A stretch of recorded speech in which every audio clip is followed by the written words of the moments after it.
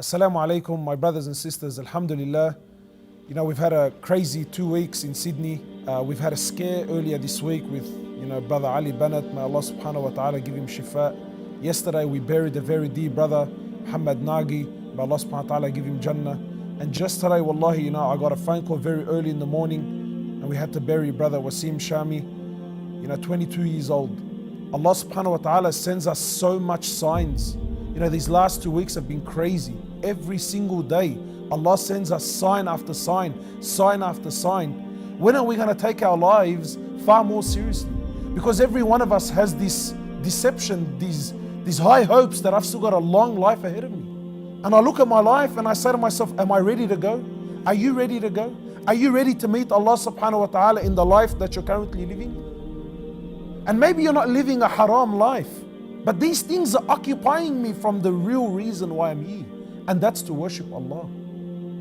These last few brothers that have died with cancer, especially brother Mohamed Nagi, I really want to focus on this brother because he's really affected me. I look at this brother's life and I say, alhamdulillah, he was lucky and fortunate enough to have time. Allah gave him a cancer and the way he dealt with it was amazing. It was incredible. The Prophet of Allah says, remember Allah in good times. Allah will remember you in times of difficulty. And this for me was Nagi all over. Muhammad nailed this. This was a man who loved Allah and His Prophet when he was fine, he was healthy, he was going and coming. He loved Dawah, he loved to talk to people, he loved his community. And everyone knew him for this. Wallahi, whenever I would visit him, alhamdulillah that Allah subhanahu wa ta'ala has given me this. Alhamdulillah.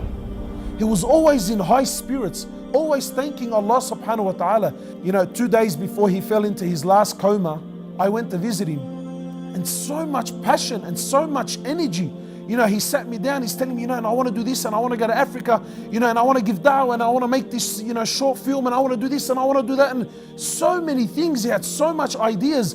I remember walking away, I'm thinking, man, this is a man that's got cancer and look at the energy. His brothers were telling me today that even while he was semi-unconscious, laying there in his bed, he would write letters.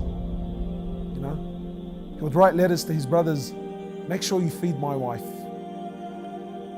Make sure you fill up petrol for my wife.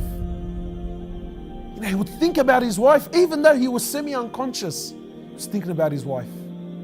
Wallahi, when I visited him in the hospital, he says, I can't wait to go home so I can kiss my mother's feet. I'm thinking, wow, man, I'm alive, I'm perfectly fine, there's nothing wrong with me, and that's never crossed my mind.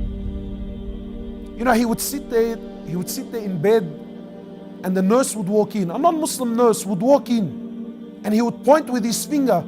His brother said, we could never work out, and what's he pointing at? He used to point, telling his brothers, give the nurse some sweets, form of da'wah.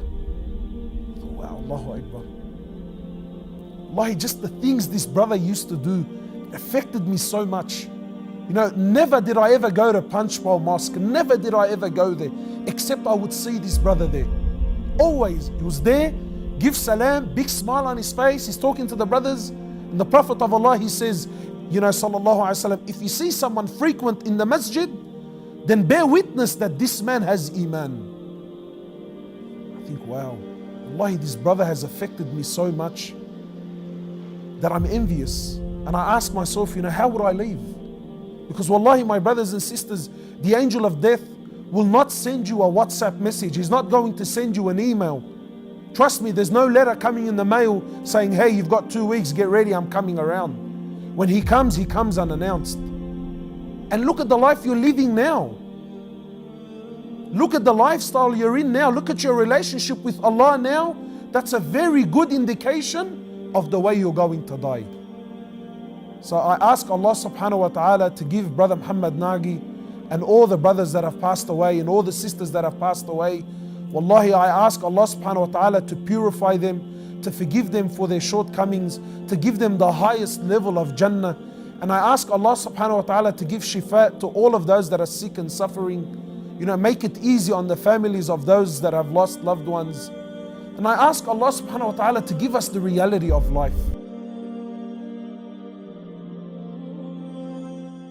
whatever you live on, the deen that you live on, whatever you claim it to be, whatever you lived on, trust me, that's what you're going to die on. And don't you dare for a moment think that every person that gets cancer or every person that goes through a test like that it's a it's a good thing for him. Sometimes it's the opposite. Sometimes it's the opposite. You see, it happened to be good for him because he lived a life that was pleasing to Allah. He remembered Allah in good times. Therefore, Allah subhanahu wa ta'ala remembered him in times of difficulty. Trust me, I believe that Allah didn't give it to him simply because, wallah, he's Mohamed Nagi and he happens to be special. No. He worked hard when things were good, when things were easy, when people usually forget Allah, when people usually don't have time for deen, when people usually don't have time for the masjid. He remembered Allah then, so therefore Allah subhanahu wa ta'ala remembered him when he needed him the most. Allah there remembered him. Allah subhanahu wa ta'ala stayed with him. And Allah subhanahu wa ta'ala allowed him to die bi'idhnillah successfully. Something that many of us think, yeah, brother, I'm Muslim, alhamdulillah, look at me, I'm leaving, I'm going, I'm coming. Of course I'm going to die on Tawheed. How do you know this? What proof do you have that you're going to die on this?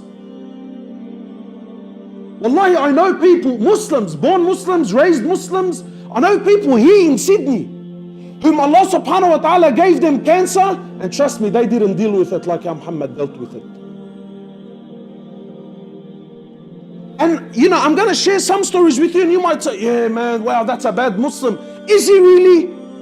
Because honestly, we're living the same life. One guy gave me a call, he said to me, brother, there's a 54-year-old Muslim, never prayed in his life, never prostrated once in his life. He said to me, brother, he's dying, yani, we really think he's at his last stages. Please, this guy's a family friend, yani, there's no one in the family that even prays.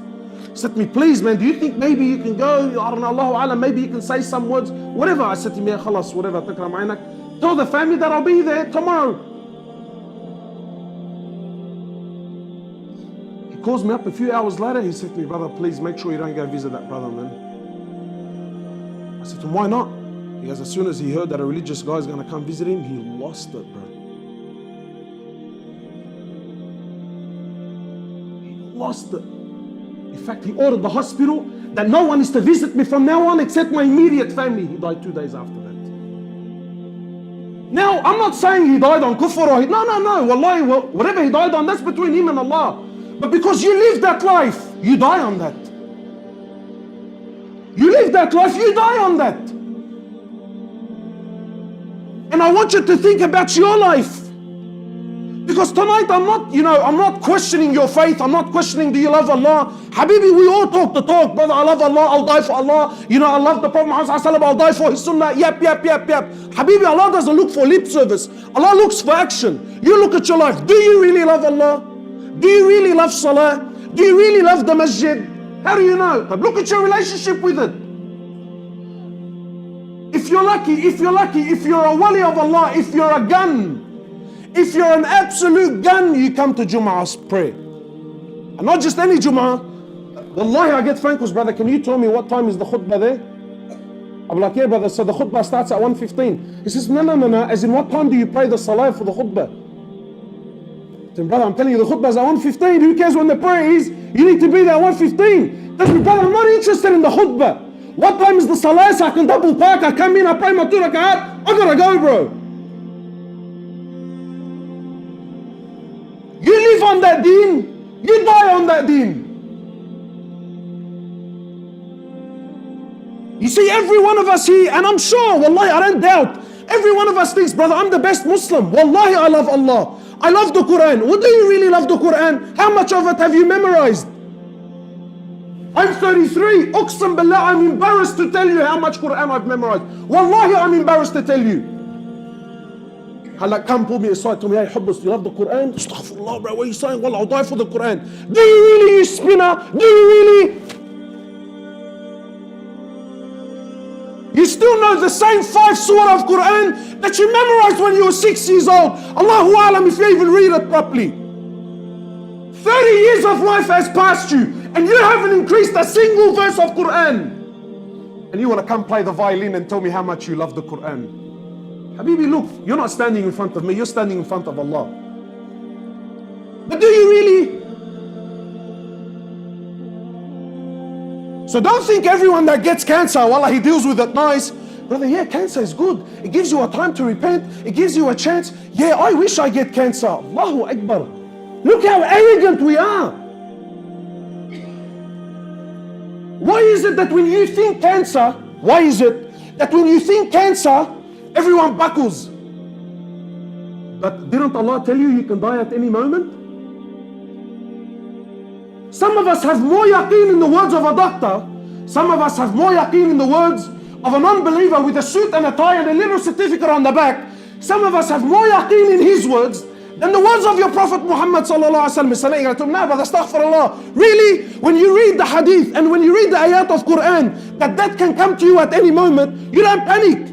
But when a doctor tells you, look brother, after looking at your tests, Allahu alam, we think you got about 2 weeks. 2 weeks? Is that all I have?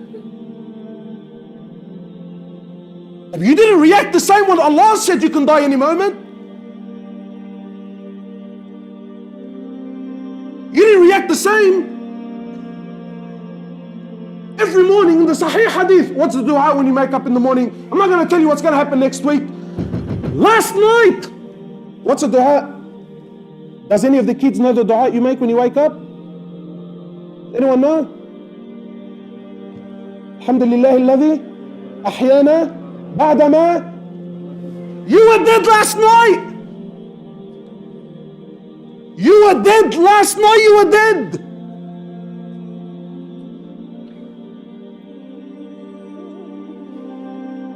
Didn't change you.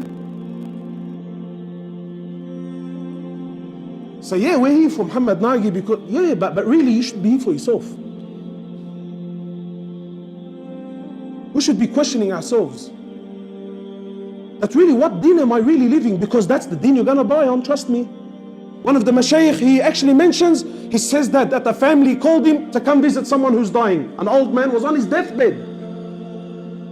So the Shaykh says, I went to the house. There's an old man, and they're asking me, look, can you come see our dad? He said, when I got there, he said, I parked my car, I got out of the car, and the house was blaring.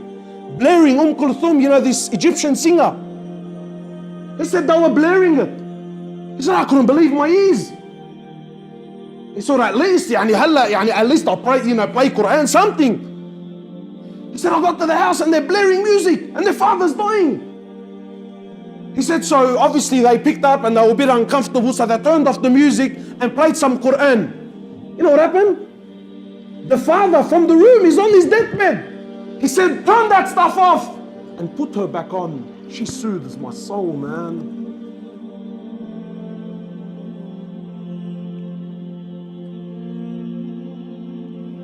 The life you live, that's how you're going to die. Don't kid yourself. Don't look at others, but look at yourself. How many more messages do you have to hear? How many more funerals do you have to attend? I'm not doubting that we're Muslims. I'm not doubting. But what quality, bro? What quality? What quality? Today your kid gets a little bit sick. Of course, you don't say it on your tongue, but deep down in your heart, brother, why did Allah do this to me for, man? I pay my zakat. What? So you pay zakat, what? What? Allah owes you something? No, but I'm just saying, like, alhamdulillah, I pray.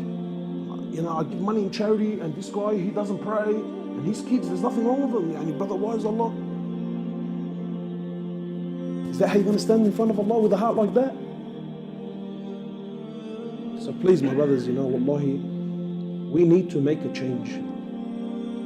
I'm jealous of this brother because he's one of the rare brothers that I was able to see. And again, of course, this is my opinion. I believe he died successfully. And for that, I'm jealous. For that, I'm not jealous, I'm actually dirty, bro. That's how jealous I am. Because I don't know what my fate is going to be. So please, my brothers and sisters, wallahi, I really hope tonight can be a change in our lives. Enough. Wallahi, we've promised Allah again and again. Ramadan comes and Ramadan goes. Hajj comes and Hajj goes. And this person dies and this person goes. And this contract is finished. and we still keep giving Allah the same excuses and we haven't moved an inch. This needs to stop. You need to make a change. You need to better your life, because the deen that you're on now, that's what you're dying on. How is your salah now? How is your salah? Allah says, successful are those believers. Successful are those believers whom in their salah they have concentration. These people are successful. Habibi, I've been praying for over 10 years.